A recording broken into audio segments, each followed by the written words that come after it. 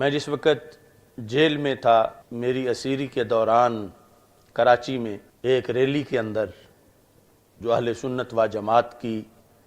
تاریخی ریلی تھی، لاکھوں لوگ اس میں موجود تھے، سیاست معاویہ رضی اللہ تعالی عنہ زندہ باد کا نعرہ لگایا گیا کہ کچھ لوگ معاذ اللہ حضرت امیر معاویہ رضی اللہ تعالی عنہ پر تان کر رہے تھے، گالی گلوچ کر رہے تھے، بالخصوص کراچی کے اندر۔ تو اس کے رد عمل میں حضرت امیر معاویہ رضی اللہ تعالی عنہ کے ساتھ اظہار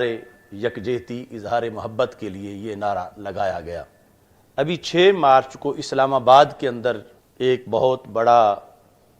پروگرام ہوا، سنی کانفرنس۔ اس کانفرنس کے اندر اس نعرے سے معاذ اللہ براءت کا اعلان کیا گیا، اور براءت کا اعلان بھی بڑا عجیب طریقے سے کیا گیا۔ وہ ملک کہ جس کے اندر روزانہ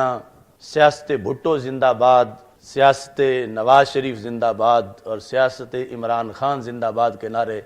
لگائے جا رہے ہیں، اور اپنے اپنے گروپوں میں علماء و مشائخ وہاں بیٹھے ہوتے ہیں، اور کسی نے کبھی اس سے برات کا اعلان نہیں کیا۔ لیکن جب ایک عظیم صحابی رسول صلی اللہ علیہ وسلم کے لحاظ سے لگے ہوئے نعرے سے براءت کا اعلان کیا گیا، میرے سینے پر ایک تیر کی طرح لگا کہ آج 15ویں صدی میں مستشرقین، اورینٹلسٹ، یہود و نصارہ کیا کہیں گے کہ جس شخص نے ان کی کمر توڑی تھی اور دور دور تک یہود و نصارہ کو شکست دے کر اسلام کا پرچم بلند کیا تھا، آج اس کے طرز حکمرانی اور اس کی سیاست سے برات کا اعلان کیا جا رہا ہے۔ یہ نہایت ہی شرمندگی کی بات تھی۔ یہ بھی کہا گیا کہ جس بندے نے یہ نعرہ لگایا تھا وہ کہتا ہے مجھے خیال نہیں رہا کہ میں کیا کہہ رہا ہوں، یعنی جیسے اس نے بڑی ہی غلط بات کی ہو۔ لیکن ہم نے اس سے اعلان برات کیا، اور آج کے اجتماع میں ان سے کھل کر برات کا اعلان کرتے ہیں۔ اور پھر کہا کہ یہ جو ہم نے برات کا اعلان کیا ہے، یہ ہم نے حق کو قبول کیا ہے، یعنی وہ نعرہ ناحق تھا، اور اب جو برات کا ہم اعلان کر رہے ہیں،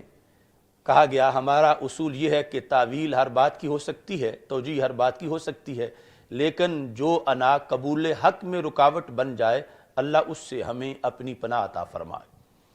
تو قبول حق جس چیز کے بعد انہوں نے کہا وہ ہے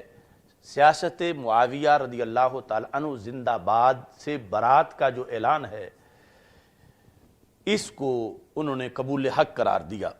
وہاں اعلامیہ جاری کیا گیا، اور اتنی کثیر تعداد میں علماء و مشائخ بیٹھے ہوئے تھے، اور پھر پورا ہر طرف یہ پیغام پہنچا۔ ہم نے یہ فریضہ سمجھا کہ یہ غلطی، اس کی اصلاح ہونی چاہیے، اور نسلوں تک یہ بات پہنچانی چاہیے کہ جو چیز ہماری کتابوں میں 14 صدیوں میں آ رہی ہے وہ کتابوں میں صحیح ہے، تو پھر ریلی میں اگر کسی نے کہہ دیا تو پھر بھی صحیح ہے۔ اتنے مہینے کے بعد آ کے اچانک ایک ایسے موڑ پر اسے واپس لیا گیا کہ واپس لینے والا شخص جب اس پہ ایک دھڑے کی طرف سے مسلسل اعتراضات ہو رہے تھے، گالیاں دی جا رہی تھیں، ان گالیوں کا رخ بدلا گیا، اپنے تقدس کو بچایا گیا، اور دوسری طرف جو گالیاں دینے والے تھے وہ بھی عجیب لوگ ہیں کہ انہیں اس وقت تو بد عقیدہ کے پیچھے نماز پڑھنا بھی یاد آ گیا، اور ویسے انہیں دین کے امور کی کوئی خبر نہیں، یعنی اپنے معاملات میں ایک دوسرے کو نیچا دکھانے کے لحاظ سے دین کو استعمال کرتے ہیں اور پھر چھوڑ دیتے ہیں۔ میرے رسول صلی اللہ علیہ وسلم کے ایک عظیم صحابی کے بارے میں لا تعلقی اور برات کا اعلان کیوں کیا گیا؟ فمن احبہم فبحبی احبہم،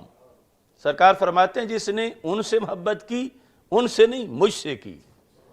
فمن ابغضہم فببغضی ابغضہم، جس نے ان سے بغض رکھا اس نے ان سے نہیں مجھ سے بغض رکھا۔ تو اصولوں کے مطابق یہ سیاست نبوی زندہ باد کے نعرے سے انحراف کیا گیا۔